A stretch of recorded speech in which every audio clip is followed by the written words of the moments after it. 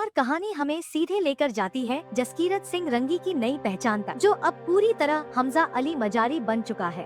कराची के लियारी इलाके का किंग, लेकिन ये ताकत जितनी बड़ी है उतना ही खतरनाक इसका खेल भी है।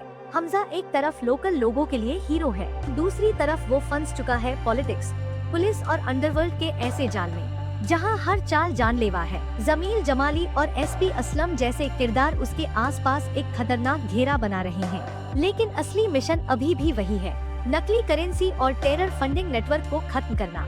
और यही मिशन उसे सीधे ले जाता है आईएसआई और उस रहस्यमयी नाम तक। बड़े साहब, कहानी का सबसे इंटेंस हिस्सा आता है जसकीरत के अंदर चल रही लड़ाई से, जहां वो बार बार रहमान डकैत को देखने लगता है, एक ऐसा इंसान जिसे वो खुद मार चुका है। ये साफ दिखाता है कि जसकीरत अब खुद को खोता जा रहा है और हमजा उसकी असली पहचान बनता जा रहा है। इसी बीच एंट्री होती है मेजर इकबाल की, जिसे निभाया है अर्जुन रामपाल ने, एक ऐसा दुश्मन जो सिर्फ ताकत से नहीं दिमाग से भी खेलता है।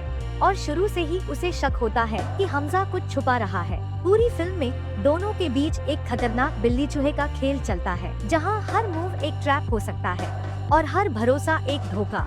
क्लाइमैक्स में ये टकराव अपने पीक पर पहुंचता है, जहां जसकीरत सिर्फ इकबाल को खत्म नहीं करता, बल्कि उसके पूरे नकली करेंसी ऑपरेशन को भी बर्बाद कर देता है, जिससे उसका नेटवर्क अंदर से टूट जाता है। अब बात करते हैं सबसे बड़े सरप्राइज की, यामी गौतम की एंट्री, जो एक डॉक्टर और इंटेलिजेंस ऑफिसर के रूप में आती है और एक क्रिटिकल मोमेंट पर जसकीरत की जान बचाती है। यहीं पर कहानी एक बड़े यूनिवर्स से जुड़ती है, जहां उनका किरदार सीधे एक पुराने मिशन से कनेक्ट होता है और ये इशारा देता है कि ये सिर्फ एक फिल्म नहीं, बल्कि एक बड़ा कनेक्टेड वर्ल्ड है। अब सबसे बड़ा खुलासा, बड़े साहब कौन है, जिसका नाम पूरे पार्ट 1 से गूंज रहा था। फिल्म में दिखाया जाता है कि बड़े साहब एक बूढ़ा लेकिन बेहद खतरनाक अंडरवर्ल्ड डॉन है, जो परछाइयों में रहकर पूरा नेटवर्क चला रहा है और उसका कनेक्शन इंटरनेशनल लेवल तक फैला हुआ है।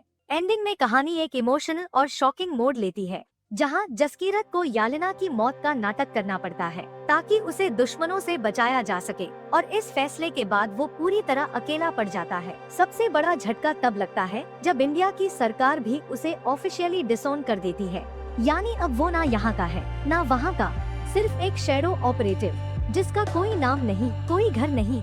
आखिरी सीन में जसकीरत अपनी डायरी खोलता है, इकबाल का नाम काटता है और अगला टारगेट देखता है। यहीं से साफ हो जाता है कि कहानी अभी खत्म नहीं हुई। अब आते हैं पोस्ट क्रेडिट सीन पर, जहां असली ट्विस्ट छुपा है। मिड क्रेडिट सीन में एसपी असलम दिल्ली में एक रहस्यमयी शख्स से मिलता है और यही खुलासा होता है कि ये टेरर नेटवर्क सिर्फ बाहर नहीं, बल्कि भारत के अंदर भी घुस चुका है, सिस्टम के अंदर तक। इसका मतलब साफ है, अगली लड़ाई अब बॉर्डर पर नहीं, देश के अंदर होने वाली है। और फिर आता है एंड क्रेडिट टीजर, जहां एक बर्फीला इलाका दिखता है, एक फाइल खुलती है जिस पर लिखा होता है धुरंधर 3, और एक नया शख्स मिशन के लिए तैयार होता दिखाई देता है। इस सीन ने फैंस के बीच एक नई थ्योरी शुरू कर दी है, क्या ये कोई नया एजेंट है या जसकीरत के साथ जुड़ने वाला नया खिलाड़ी।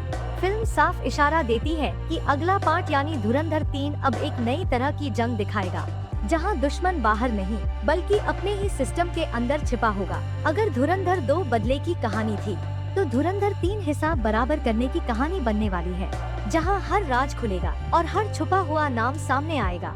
इसी के साथ खबर खत्म, और याद रखिए, असली खतरा वही होता है जो सामने नहीं, अंदर छुपा होता है।